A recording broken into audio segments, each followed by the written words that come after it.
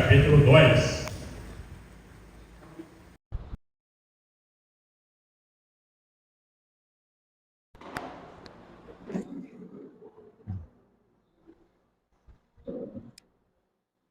Apocalipse, capítulo 2. Apocalipse, capítulo 2. Existe dois versículos que eu queria com vocês, para a gente entender um negócio muito amplo. São dois versículos, é o versículo 12 e o 15, né? Apocalipse 2, versículos 12 e 15. O 12 diz o seguinte: ao anjo da igreja de Pérgamo, escreve assim: declara aquele que tem a espada de 2 gumes afiados. E o versículo 15, além disso, tens também alguns que, semelhantemente, seguem a doutrina dos nicolaítas. Amém? Deus, obrigado por essa palavra. Pode se assentar.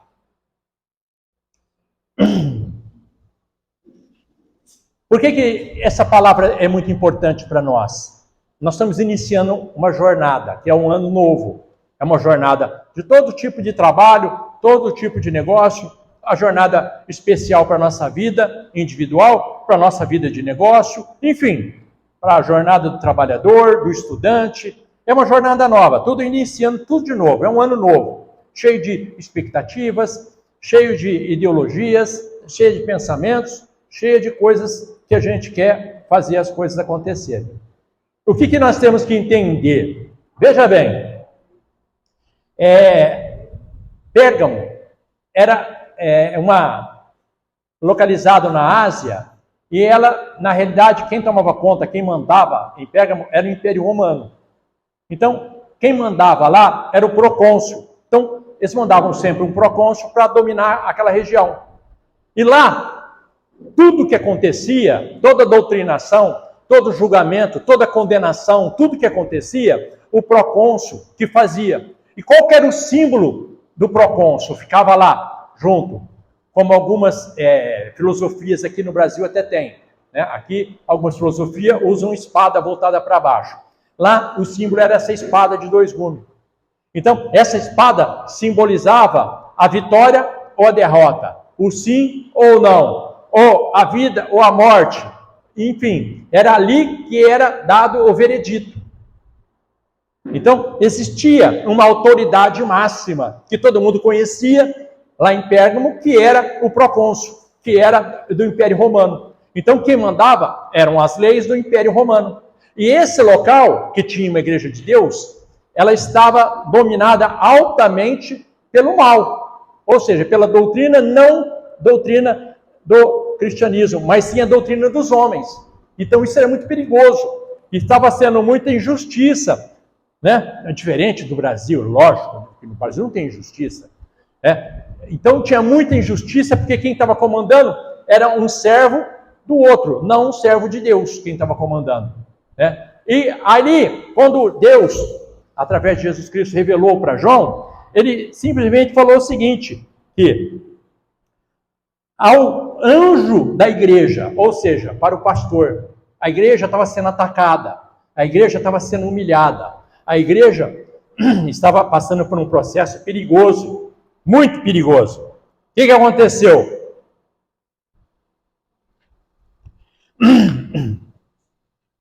Deus veio fortalecer a igreja. Falou, não. Vai lá e fala para o anjo da igreja. Assim, assado. Em Pérgamos, escreve assim, declara aquele que tem a espada de 2 gumes afiados. Quem que falou isso? Que já existia. Deus. Deus falou, a autoridade não está no procônsul, a autoridade está sobre o meu filho, que eu dei para vocês. Então, aonde está a autoridade em cima de tudo que vai acontecer a partir de agora? Esse ano? Deus. A autoridade não está na mão do homem, como os homens pensam que está com autoridade, decretando, fazendo, mudando as leis, fazendo o que eles querem. Não. Deus está avisando para nós aqui, através dessa palavra, que a autoridade está na mão dele, não está na mão dos homens. A autoridade da tua vida está na mão de Deus, não está na tua vontade, está na vontade de Deus. Nós estamos negligenciando às vezes? Sim, às vezes nós fazemos isso, às vezes inconsciente, mas Deus está corrigindo a nossa rota e falando que eu vou comandar a vida da nação, do povo e a tua, agora do meu jeito, porque é eu que comando, eu que dito as regras, eu que faço. Naquela época, a igreja não é igual hoje, lógico que não, a igreja hoje está santificada, era dominada pelo sistema de Balaão e pelos nicolaítas. Quem era? Às vezes a pessoa fala assim, pô, Nicolau, quem que é Nicolau? Nós tivemos esses dias a presença do Nicolau aí na terra por algumas pessoas que comemoram a vida do Nicolau, né? Nicolau era um dos 7 diáconos que existem. Quando você abre o livro de Atos dos Apóstolos, capítulo 6, você vai ver que foram 7 diáconos ungidos. Um deles era Nicolau. Nicolau era um cara que foi ungido para ser um presbítero, ou um diácono que depois seria um presbítero. E o que é o diácono? O trabalhador, o operário, aquele que faz tudo, né? E levar a palavra, fazer um monte de coisa, trabalhar na obra, trabalhar no centro, hoje dentro da igreja, enfim, faz um monte de coisa. E esse Nicolau, ele recebeu mais do mundo do que de Deus. Então, quando ele recebeu a unção de ser um diácono, ele deixou entrar as coisas do mundo nele. Então, o que aconteceu? Porque o nicolaíta, Deus fala que odeia. Porque tudo que Deus colocou para a família, eles são contrários. Então, o que eles pregam, nicolaítas? Os nicolaítas, que é descendente de Nicolau, pregam a poligamia. Então, a poligamia e a idolatria. Balaão é a mesma coisa. Balaão pregava a idolatria forte, só que Balaão era mais a idolatria do dinheiro. Ele bateu nessa vertente forte, a idolatria do dinheiro, né? Hoje está muito forte isso dentro da igreja de Deus, a idolatria em cima do dinheiro, né? Às vezes as pessoas confundem a obra com o dinheiro, e não é bem assim. Lógico que a obra precisa de dinheiro, precisa de recursos, senão ela não existe. Naquela época de Cristo, lá no capítulo 8 de Lucas, ele fala das mulheres que mantinham o ministério dele. De Cristo tinha um contador, ou seja, lógico que precisa de recurso. Sem recurso ninguém faz nada, é impossível sobreviver sem recurso. Você não sobrevive, ninguém sobrevive sem recurso. Então, mas o que acontecia? Balaão se vendia. Então, Balaão acabava se vendendo pelo dinheiro. E hoje tem muita gente, muitos ministérios que acabam fazendo isso. Pela ver a igreja cheia, lotada, com muito recurso, a pessoa às vezes acaba deixando o evangelho um pouco de lado e fazendo uma doutrinação em cima de certas alegorias que são criadas em cima da mente do cavalo. O que é? O tampão do cavalo. O cavalo só enxerga para frente, ele não consegue enxergar porque tem um tampão. Assim tem muitos crentes hoje, dentro de muitos ministérios, que estão com um tampão. Então, ele só vê alegria. Ele olha para o culto, ele só vê aquele povo. Então, ele acha que o evangelho é só alegria. O evangelho não é alegria. Não é só alegria. Lógico que tem alegria, mas não é só alegria. No mundo tereis aflição e tem bom ânimo que eu venci, mas tem aflição. Nós temos dificuldade. Nós temos enfermidade. Se não tivesse enfermidade, Cristo não tinha curado aquele monte de gente. Se não tivesse enfermidade, ninguém ia precisar orar. Não teria hospital, não teria nada. Então, tem enfermidade.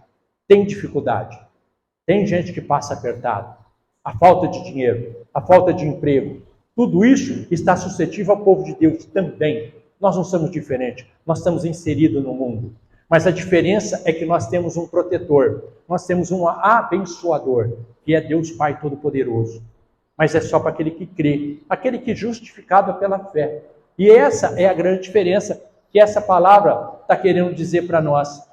Quando aquelas pessoas estavam confiando no Império Romano. Às vezes as pessoas hoje, dentro de vários ministérios, estão confiando naquele homem que está lá em cima, porque o cara é de sucesso, é um preleitor famoso, ou é uma pessoa financeiramente abastada no financeiro, e as pessoas confiam naquilo. Nós temos que confiar na palavra de Deus. A ordem vem da palavra de Deus, não do homem.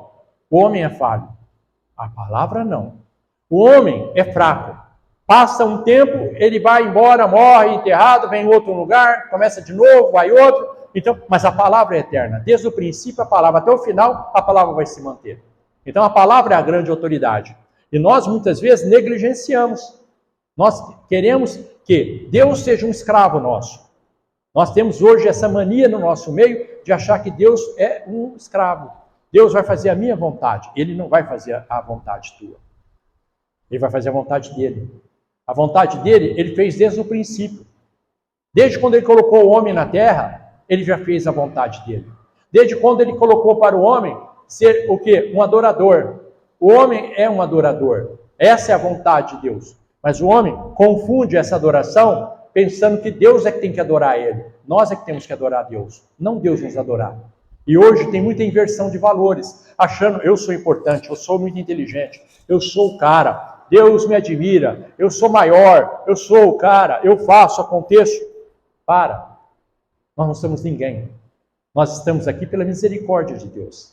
A misericórdia de Deus tem nos abonado a existência. Ela tem dado a direção para a gente continuar de pé. E nós, muitas vezes, esquecemos que quando Deus ungiu esses diáconos, que eram no livro de Atos dos Apóstolos, no capítulo 6, por que ele ungiu os diáconos?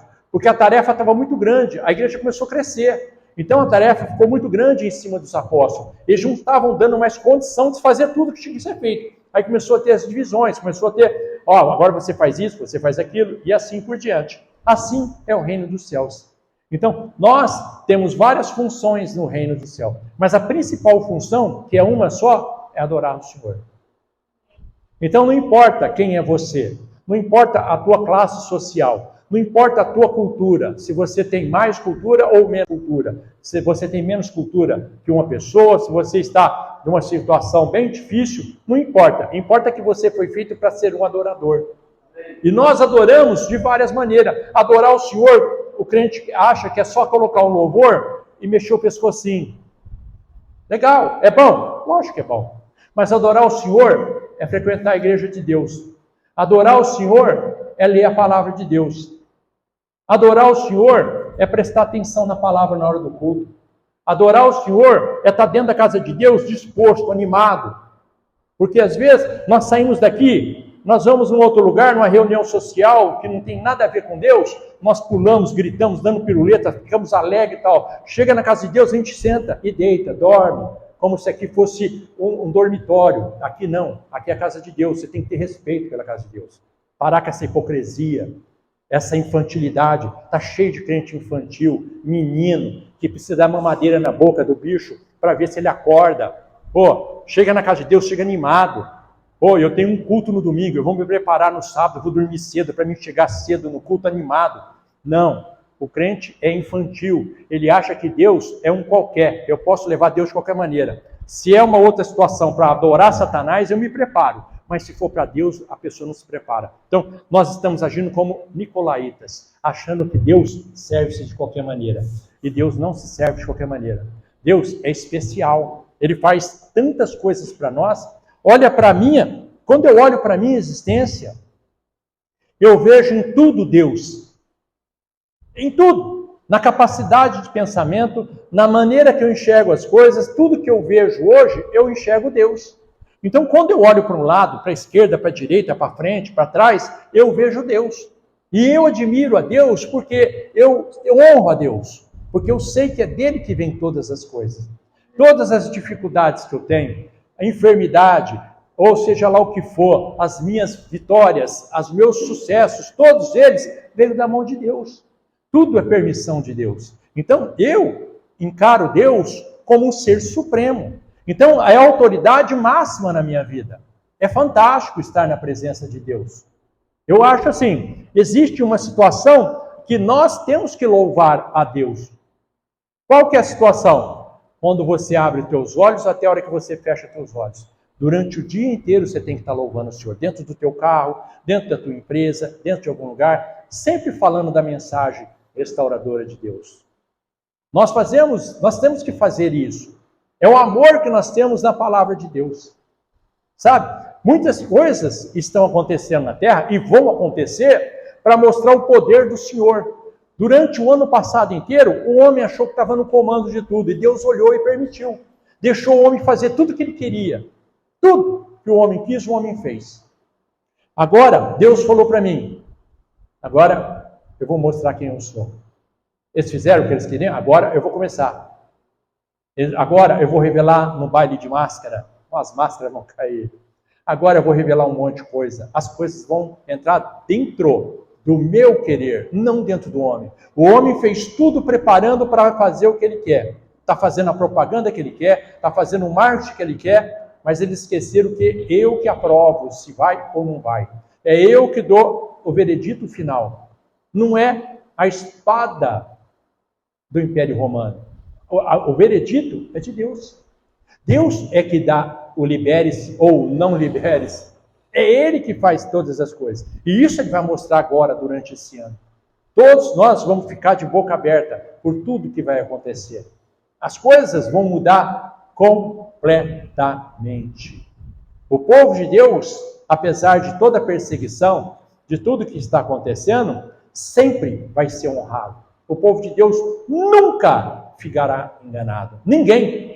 Jamais o povo de Deus ficará enganado. Por mais que o inimigo tente mostrar para a gente que há o engano, o verdadeiro povo de Deus, não. Então, eu tenho certeza que essa palavra vai mudar e transformar o nosso cativeiro. Nós precisamos disso. A nossa fé tem que ser fortalecida, porque nós jogamos a nossa fé na mão de homens, e nós não podemos jogar na mão de homens. Nós temos que jogar a nossa fé, a nossa conduta, na mão da palavra de Deus. A palavra tem que ser a nossa direção. Você entendeu? Volto a dizer o que eu já falei esses dias atrás, volto a dizer, não vou cansar de falar. A neurociência está descobrindo agora o que está escrito na palavra de Deus faz 4.000 anos. Está escrito na palavra. A palavra de Deus fala assim, não sente na mesa escarnecedores, fugir da aparência do mal. É claro isso para todo mundo. Aí a neurociência veio agora, e está muito famoso, tem uma cientista de respeito, gosto muito dela, está fazendo palestra no mundo inteiro, e está falando o seguinte, olha, nós descobrimos que quando você fica perto de uma pessoa negativa, que fica falando de desgraça, de acidente, coisa ruim, você demora pelo menos de 15 a 20 dias para se limpar daquela energia negativa. Quando você fica num ambiente durante um ano, que aquele ambiente só traz coisa ruim, pessoas negativas, você demora 15 anos para se limpar. Fugir da aparência do mal. Não sente na mesa escarnecedores. Ela está falando isso. Mas o crente, isso é legoaria. O crente, isso aí é piada. Para a ciência, não. A ciência está provando. Fica perto de uma pessoa que só fala desgraça para você. Se você não sai de lá da casa dela assim, ó. Você sai manquitola. Você sai arrebentado. Vai perto de pessoas positivas. Pessoas que pensam que vai dar certo. Olha, é a maior lição de vida. Isso, há muitos anos atrás, eu fiz uma palestra e coloquei esse detalhe nessa palestra. E ontem, eu lembrei disso, aquilo me deu uma alegria, cheguei a chorar de alegria. Morreu um cara muito famoso aí, o seu Zagallo, que era técnico, famosíssimo, todo mundo sabe, futebol, aquela coisa toda. E tem uma passagem dele, de 94, que é um marco na história brasileira. Eu vou falar isso para vocês entenderem o que eu estou querendo dizer. O Brasil chegou na final com o time lá e a disputa foi para os pênaltis. Então, antes de começar os pênaltis, todo mundo senta para tomar um fôlego para separar as pessoas que vão bater o pênalti. O Brasil foi campeão. Foi quando o Brasil foi campeão nos Estados Unidos. O tal do Zagallo foi de um em um e gritava, nós vamos vencer, acorda, hoje é a nossa vitória, um por um, eu acredito em você, a vitória é nossa, nós vamos vencer, nós vamos vencer. Foi em cada jogador que o Brasil foi campeão. Aí você pega o pulha do crente, Deus falando que na vida dele, eu não consigo fazer, eu não gosto de estudar, eu não sei ler, faz um negócio para mim, eu não sei. Pô, você fala, gente, pô, se Deus é na tua vida, como é que você fala um negócio desse? Deus deve olhar lá em cima e falar assim, não é possível. Fala, Deus é pai. Ainda bem que Deus é misericordioso. Fala, tem que aturar isso aí, né? Ele vai ter que aturar. Ele fala, tem que aturar. Vai fazer o quê? Deixa esse bicho na terra aí. né? E deixa prolongar, fica aí pelo menos uns 150 anos, porque para onde vai, com certeza não vai ser aqui. Deus não é louco de chamar uma pessoa dessa para do lado dele, jamais. Deixa ficar aí um tempão, depois já desce, acabou, fim, vai lá perturbar lá. Aqui, não. Como é que vai entrar no céu uma pessoa negativa? Não existe isso. Isso não existe. Como é que uma pessoa negativa tem o amor de Deus? Uma pessoa negativa não tem amor. Uma pessoa que tem amor tem positivismo. Como é que você está? Maravilhoso, sensacional, está tudo bem. Você pode estar capenga. Esses dias eu vim fazer um negócio aqui, chegou nesse degrau aqui, eu caí. Esparramei para o chão, pisei, esqueci que meu joelho não funciona, pisei, voei aqui para baixo, ela tinha ido comprar não sei o que ali, me esborrachei aqui no chão. Estava aqui no chão, tocou o telefone. Fui rastejando ali, o telefone estava aqui, ó. Eu tinha deixado o telefone aqui, vim aqui, rastejando, nem consegui levantar. Tanta dor que estava no meu ombro, no joelho, doendo. Peguei o telefone, e aí, pastor, como é que tá? Eu falei, sensacional! Maravilhoso! Aquilo saía até água do olho. O ombro, agora eu estou mexendo no ombro legal, mas não podia levantar, o ombro tinha que ficar assim, não podia fazer esse movimento, já que gritava de dor, que eu bati ele ali, né? Mas não importa, eu tenho que mostrar, eu estou bem, não importa o que aconteceu, eu sei que eu estou bem. Passou, 2 dias, acabou, fim, normal, já está ali, voltou, como se nada tivesse acontecido. Mas e se é uma pessoa negativa? Eu caí, vem me socorrer, chama um SAMU para mim. Fica aí 15 dias de cama, empaixa o cara, dá injeção, põe lá bezetacil nele, faz, acontece. Fica aquela coisa melosa, aquela coisa chata dentro de casa. Um gorro na cabeça, um pijama, um chinelo arrastando o chão. Sai para lá, Satanás. Você tem que estar o quê? Animado. Feroz, né? Glória a Deus, estou cheio de energia de Deus. A energia dos homens não interessa, interessa a energia dos homens de Deus, gente. Isso que ele está falando aqui, amém?